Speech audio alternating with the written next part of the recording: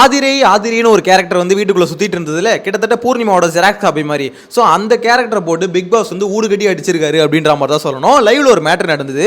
அதாவது ஆதிரை வந்து பாத்தீங்கன்னா பூர்ணிமா எப்படி பிக் பாஸ்க்கு அகேன்ஸ்டா சீசன் 7ல குரல் கொடுத்தாங்களோ அதே மாதிரி இவங்களும் என்ன பண்றாங்கன்னா பிக் பாஸ் டீம் செஞ்சது தப்பு, எனக்கு எதிராக அவங்க சதி செஞ்சுட்டாங்க, ஸோ அவங்கள வந்து பாத்தீங்கன்னா பழி வாங்க போறேன் அப்படின்ற மாதிரிலாம் பேசிட்டு இருந்தாங்க. பழி வாங்குறேன்னு பேசல, பட் அவங்களோட டோன் அப்படிதான் இருந்தது. அவங்க வந்து சதி பண்றாங்க, எனக்கு எதிராக சதி பண்றாங்க அப்படின்ற மாதிரிலாம் பேசினாங்க. ஸோ அதை பார்க்கும்போது நம்மளுக்கே தோணுச்சு, என்னடா இந்த பொண்ணு அப்படியே வந்து பூர்ணிமா மாதிரியே பேசுது. பூர்ணிமா எப்படி பிக் பாஸ்க்கு அகேன்ஸ்டா பேசுமோ, பிக் பாஸ் டீம் செஞ்சது தப்பு, பிக் பாஸ் செஞ்சது தப்பு, கமல் சார் செஞ்சது தப்பு அப்படின்ற மாதிரி மொத்தமாக பழி தூக்கி அவங்க மேலே போடுவாங்க. ஸோ அந்த ரேஞ்சுக்கு பார்த்தீங்கன்னா ஆதிரியும் பேசிட்டு இருந்தாங்க. இதை வந்து சாட்டர்டே சண்டே எபிசோடில் இது விஜய் சேதுபதியும் பார்த்தீங்கன்னா கேள்வி கேட்டார். ஆனால் அவர் வந்து ஸ்ட்ராங்காக கேட்கல. இந்த மாதிரி ஆதிரை நீங்கள் பண்ணது தப்பு, முதல்ல உங்கள் கேமை வந்து இம்ப்ரூவ் பண்ணுறதுக்கு வழியை பாருங்க அப்படின்ற மாதிரி பேசிக்காக சொல்லிட்டு விட்டுட்டாரு. ஸோ நான் கூட நினச்சேன் பிக் பாஸ் இதை வந்து கேட்கணும். ஏன்னா விஜய் சேதுபதி என்னதான் லைட்டாக கேட்டுட்டு விட்டாலும் விஜய் சேதுபதி நான் சொன்ன மாதிரி இஷ்யூ பெருசாக அட்ரஸ் பண்ணல, அதான் லைட்டாக கேட்டு விட்டாரு. ஸோ இது பிக் பாஸ் கேட்கணும்னு நினச்சேன், அதே மாதிரியே கேட்டிருக்காரு. அதே மாதிரி இந்த வீடியோவில் இன்னொரு விஷயத்தையும் பார்க்க போகிறோம். என்னன்னா இந்த துஷாரும் இந்த அரோரா இருக்காங்களே, இவங்க ரெண்டு பேரும் என்ன பண்ணிட்டு இருக்காங்க, கையை போட்டு பிசைஞ்சிட்டு இருக்கானுங்க. லைவ்ல அந்த விஷயத்தை எத்தனை பேர் நோட் பண்ணீங்கன்னு தெரியல. நான் பார்த்தேன் ஒரு மாதிரி இது வந்து நெக்ஸ்ட் ஒரு மாதிரி அடுத்த கட்டத்தை தாண்டுது அப்படின்ற மாதிரி இருக்கு. ஸோ அதை என்ன டிஸ்கஸ் பண்ண போகிறோம், ரெண்டுத்தையும் பார்க்க போகிறோம். இதெல்லாம் பார்க்கறது ஒரு முக்கியமான விஷயம் சொல்லி ரொம்ப நாள் ஆச்சு. சேனலை ஃபஸ்ட் டைம் பார்த்தீங்கன்னா சப்ஸ்கிரைப் பண்ணிட்டு வீடியோ லைக் பண்ணிடுங்க. ஓகே, ஒன் பை ஒன்னா பார்க்கலாம். ஃபர்ஸ்ட் இந்த ஆதிரை மேட்டரை முடிச்சிருவோம். ஃபர்ஸ்ட் இந்த துஷார் மேட்டரை பார்த்துருவோம். ஏன்னா இது சின்ன விஷயம் தான். ஆதிரை இது வந்து ரொம்ப பெரிய டாபிக். முதல்ல இந்த துஷார் அரோரா இருக்காங்களே, இவங்க ரெண்டு பேரும் பண்றது லவ்வா அப்படின்னு பார்த்தீங்கன்னா அது தெரியல. ஏன்னா தம்பின்னாங்க, அதுக்கப்புறம் பார்த்தீங்கன்னா ஒரு மாதிரி க்ளோஸ் ஆனாங்க, இப்போ ஒரு மாதிரி பண்ணிட்டு இருக்காங்கன்னு வச்சுக்கோங்களேன். நிறைய பேர் துஷார் என்னன்னு கூப்பிட்றாங்கன்னா பாய் ஃப்ரெண்ட் மெட்டீரியல் அப்படின்ற மாதிரிலாம் சொல்லிட்டு இருக்காங்க.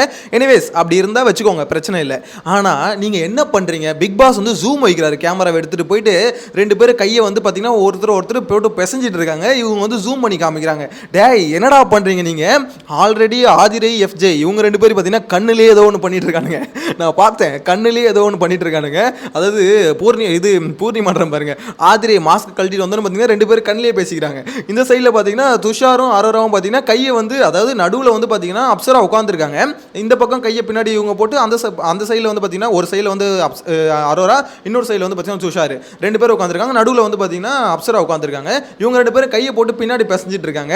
இது இந்த கள்ள தொடர்புக்கு வந்து சில சீன்ஸ்ல எடுப்பாங்க பார்த்தீங்களா, அந்த மாதிரியே பண்ணிட்டு இருக்கானுங்க. இது வந்து சரியில்லை, இது ஏதோ ஒரு வேற மாதிரி போகுது.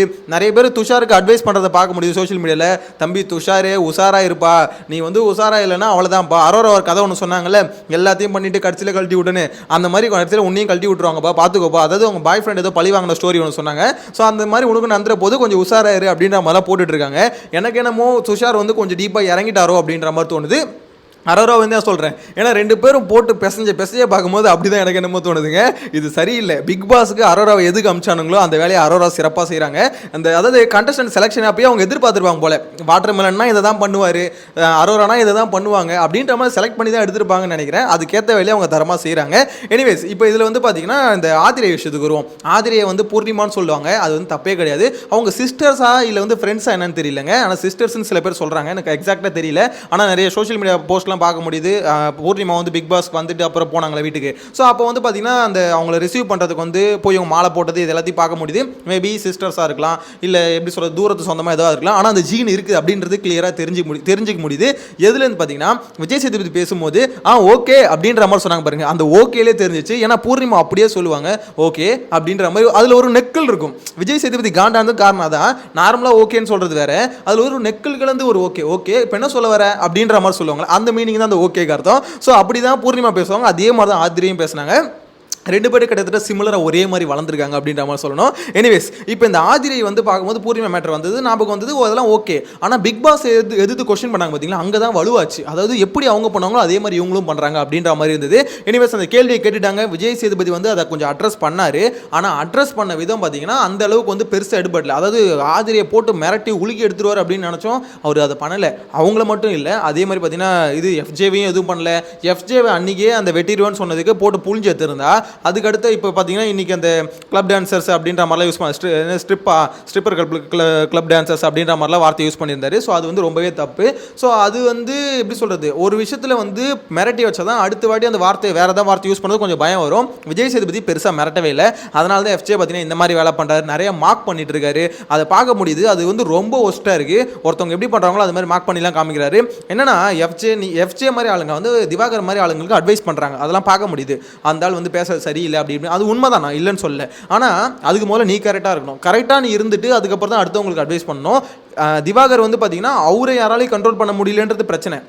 ஆனால் யாரையும் மார்க் பண்ணுறது இல்லை, யாரும் இங்கே ஒரு மாதிரி பார்த்தீங்கன்னா நெக்கிள் பண்ணுறது, அவங்க பாடி லாங்குவேஜ் வச்சு கலாய்க்கிறது இல்லை. நந்தினி வெளியே போனதுக்கு மெயினான காரணம் யார் சொல்லுங்கள்? எஃப்ஜே தான். எஃப்ஜே பயப்புல தான் என்ன பண்ணுச்சுன்னா நந்தினி சிரிச்சா மாதிரி சிரிச்சு காமிச்சுது. ஆக்சுவலாக கேஸ் வந்து எஃப்ஜே மேலே வர வேண்டியது, அது வந்து அன்றைக்கி நைட்டே வெளியே போயிருந்தா கேஸ் எஃப்ஜே மேலே தான். அது மறுநாள் நைட்டு வந்து அவங்க வெளியே போனதால் எஃப்ஜே மேலே கேஸ் வரல, தப்புச்சிட்டாங்க அப்படின்ற மாதிரி சொல்ல தோணுது. ஏன்னா இந்த மாதிரி வந்து எல்லாரையும் கலாய்க்கூடாது, கலாய்க்கிறது முதல்ல தப்பு. அதுவும் அவங்க இல்லாதப்ப அவங்க பின்னாடி அவங்கள மாதிரி செஞ்சு காமிக்கிறது ரொம்பவே தப்பு. ஸோ எஃப்ஜே பண்ணுறதுக்கு ஒரு லெவல் மீறி போயிட்டே இருக்குது. விஜய் சேதுபதி இதே மாதிரியே கண்ட்ரோல் பண்ணாம சும்மா ஜஸ்ட் லைக் தட்னு ஒரு क्वेश्चन கேட்குற மாதிரி கேட்டுட்டு விட்டார்னா எனக்கு தெரிஞ்சு இது வந்து அவுட் ஆஃப் கண்ட்ரோலில் போய் நின்றோம். இஷ்டத்துக்கு என்ன வார்த்தை வேணா எல்லாரும் பேசிக்கிட்டு இருப்பானுங்க அப்படின்ற மாதிரி தான் எனக்கு என்னமோ தோணுது. கமருதீன் வந்து கேட்டார், இல்லைன்னு சொல்ல, எல்லாருமே அதாவது கேட்டாருங்க, அவள் தான் ஒரு கேள்வியாக கேட்டார். அது வந்து ஒரு எப்படி சொல்லுது, ஒரு அவருடைய எதிர்ப்பை காமிச்சார்னா காமிக்கல. அதே தான் இந்த ஆதிரை மேட்டர்லையும் பண்ணார்.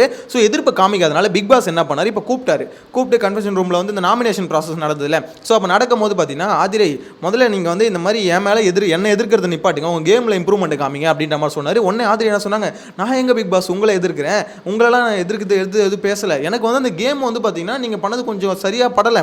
அதாவது அவன் வந்து மாஸ்க் எடுத்தான், நான் மாஸ்க் எடுத்தான், அவன் வந்து அந்த துணி எடுத்தான். ஸோ அது வந்து நீ ஃபுல்லாகவே போட்டுட்டு இருக்க சொல்லுவீங்கன்னு நினச்சேன். ஆனால் இந்த மாதிரி கேப்டனை மட்டும்தான் போட சொல்லுவீங்கன்னு நினச்சேன். ஆனால் எங்களையும் அதுக்கப்புறம் போட சொன்னது என்னால் அக்செப்ட் பண்ணவே முடியல, அதனால தான் அது தப்புன்னு சொன்னேன் அப்படின்ற மாதிரி உருட்டிட்டு இருந்தாங்க.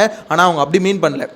அவங்கள பொறுத்த வரைக்கும் அந்த துணியை வந்து அவன் வாய் ஃபுல்லாக கழட்டிட்டான். ஸோ அது வந்து இந்த பிக் பாஸ் டீம் வந்து பண்ணது தப்பு. ஒரு டேப்பு கொடுத்துருக்கணும் வாய்க்கு, அவன் டேப்பு கொடுத்துருந்தா வாயை மட்டும் கவர் பண்ணியிருப்பான். ஸோ பார்க்குறவங்களுக்கு அது பெரிய பிரச்சனையாக தெரிஞ்சிருக்காது, என்ன எல்லாம் சூஸ் பண்ணியிருப்பாங்க அப்படின்ற மீனிங்கில் தான் ஆதிரை பேசுகிறாங்க. இங்கே வந்து மாற்றி பேசுகிறாங்க, அது உருட்டுன்னு சொல்லுவாங்க, இல்லை தரமான உருட்டு வந்து ஆதிரை வந்து உருட்டிட்டு இருக்காங்க. ஆனால் பிக் பாஸ் வந்து இந்த மிரட்டுறது வந்து கரெக்டாக அப்படின்னு பார்த்தீங்கன்னா 100% கரெக்டு. இது இன்றைக்கி பண்ணிருக்கூடாது. அன்றைக்கி ஆதிரை பேசுனாங்க பார்த்தீங்களா, அதாவது அன்றைக்கி நைட்டு அன்றைக்கே கூப்பிட்டு வச்சு, ஏமா ஆதிரை என்ன நினச்சி, அவர் என்ன பெம்பி நினச்சிருப்பார் போல, விஜய் சேதுபதி கேட்பாருன்னு இவர் இப்படி பேசுவார்னு அவர் எதிர்பார்த்துருக்க மாட்டாரு. அதனால தான் இப்போ வச்சு இவர் பேசுறாரு. வேற வழியில் நம்ம தான் பேசி ஆகணும், நம்ம தான் மிரட்டி ஆகணும் போலன்னு சொல்லிட்டு இவரே பேசுறாருன்னு வச்சுக்கோங்களேன். ஆனால் எனக்கு பிக் பாஸ் நினைச்சா பாவமா இருக்குங்க.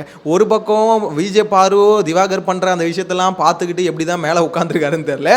அதே மாதிரி இன்னொருத்தர் வந்து இன்னொரு சைடில் பார்த்தீங்கன்னா இந்த மாதிரி அவரே எதிர்த்து இந்த கண்டஸ்டன்ட்லாம் பேசிட்டு இருக்காங்களே, எப்படி தான் அந்த மனுஷன் இதெல்லாம் சமாளிக்கிறாரு, எப்படி தான் மண்டையில் ஏற்றிக்கிறாருன்னு தெரியல. ஷோ பார்க்குற நம்மளுக்கே இவ்வளோ தலைவலிக்குது, உண்மையிலே கிரேட் அப்படின்ற மாதிரி தான் எனக்கு என்னமோ தோணுது. எனிவேஸ் இப்போ ஆதிரியை வந்து மிரட்டினது வந்து பார்த்தீங்கன்னா கரெக்டாக அப்படின்னு பார்க்கும்போது 100% கரெக்ட். எதனாலனா இவங்கெல்லாம் இப்பயே தட்டி வைக்கணும். ஒரு டாஸ்க் ஒன்று கொடுக்குறாங்க, அதில் நீ தோத்துட்ட, அதாவது இருக்கிறதுலே டஃப் வந்து பேசக்கூடாதுன்னு இருக்குது தான், அதை அவன் சூஸ் பண்ணிட்டான், அவன் ஜெயிச்சிட்டான். அதை உன்னால் அக்செப்ட் பண்ணிக்க முடியலன்னு நீ பிக் பாஸ் டீமையே வந்து குறை சொல்கிறேன்னா நீ எவ்வளோ பெரிய ஆளாக இருப்ப அப்படின்ற ஒரு கேள்வி வருதுல்ல. அதை தான் பார்த்தீங்கன்னா பிக் பாஸ் வந்து கேட்குறாரு. இந்த மாதிரி வந்து என்ன எதிர்க்கிறத விட்டுட்டு உங்கள் கேமில் வந்து இம்ப்ரூவ்மெண்ட்டை காமிங்க அப்படின்ற மாதிரி சொல்கிறாரு. அது வந்து ஒரு கரெக்டான பாயிண்ட். இதுக்கப்புறமா தான் ஆதிரி அப்பயும் பார்த்தீங்கன்னா அவங்க வந்து அவங்கள வந்து சரின்ற மாதிரி ப்ரூவ் பண்ணுறதுக்கு ட்ரை பண்ணுறாங்க. எனக்கு தெரிஞ்சு அவர் அதுக்கு மேலே என்ன சொல்கிறதுன்னு தெரியல, நீங்கள் இம்ப்ரூவ் பண்ணிக்கோங்க அப்படின்னு சொல்லிட்டு அமுச்சு விட்டாரு. ஆனால் என்ன பொறுத்த வரைக்கும் இதுக்கப்புறமும் நீ திருந்தலன்னு வச்சுக்கோங்க, பிக் பாஸ் டீமே குறை சொல்லிட்டு இருந்தேன்னு வச்சுக்கோங்க, அவங்க காண்டாய் கம்பல்சரி பார்த்தீங்கன்னா வச்சு ரோஸ்ட் பண்ணுறாங்க, இல்லைன்னா வெளியே தோற்றி விட்ருவாங்க. நீ எங்களை குறை சொல்கிறல, அப்போ எங்கள் வீட்டில் இருக்காத கிளம்பு அப்படின்ற மாதிரி அமுச்சு விட போகிறாங்கன்னு நினைக்கிறேன். ஏன்னா இப்போ எப்படி சொல்கிறது, அவங்க ஒரு விஷயம் தோத்துட்டாங்கன்னா அதை அக்செப்ட் பண்ணிக்கணும். அதை விட்டுட்டு வந்து பிக் பாஸ் டீம் செஞ்ச தப்பு, இந்த டாஸ்க்கை டிசைன் பண்ண டீம் வந்து கிரியேட்டிவ் டீம் பண்ணது தப்பு அப்படின்ற மாதிரி பழியை தூக்கி மற்றவங்க மேலே போட்டுக்கிட்டே இருக்குது என்னை பொறுத்தவரை அக்செப்டபிளாக இல்லை. ஏன்னா நம்ம எல்லாருமே பார்த்துட்டு தானே இருக்கோம், அது பழியை தூக்கி மற்றவங்க மேலே போட்டு இவங்க தப்பிக்கிற மாதிரி தான் இருக்குது. எனிவேஸ் உங்களோட கருத்து கமெண்ட்டில் மென்ஷன் பண்ணுங்கள். ஆதிரையை கூப்பிட்டு இந்த பிக் பாஸ் வந்து இந்த மாதிரி மிரட்டுறாருல, இது கரெக்ட்னு நினைக்கிறீங்களா தப்புன்னு நினைக்கிறீங்களா? உங்களோட கருத்து கமெண்ட்டில் மென்ஷன் பண்ணுங்கள். அதே மாதிரி முக்கியமான விஷயம், இந்த எஃப்ஜேவும் ஆதிரையும் ஒரு மாதிரி பண்ணிட்டு இருக்காங்க, அது கூட ஓரளவுக்கு கண் சைகையில் போயிட்டு இருக்கு. அதுவும் அப்பப்போ கொஞ்சம் ஒரு மாதிரி போது மடியில் படுக்குது அப்படின்ற மாதிரி அது ஒரு பக்கம் விட்டுங்க. ஆனால் இந்த துஷாரும் அரோரா இருக்காங்களே, இவங்க ரெண்டு பேரும் கையை பேசுறது இருக்குல்ல, அதை பார்க்கும்போது உங்களுக்கு என்ன தோணுது, என்னதான் உங்களுக்குள்ள நடக்குதுன்னு நினைக்கிறீங்க? கமெண்ட்ல மென்ஷன் பண்ணுங்க. நெக்ஸ்ட் வீடியோல மீட் பண்ணலாம். Bye by.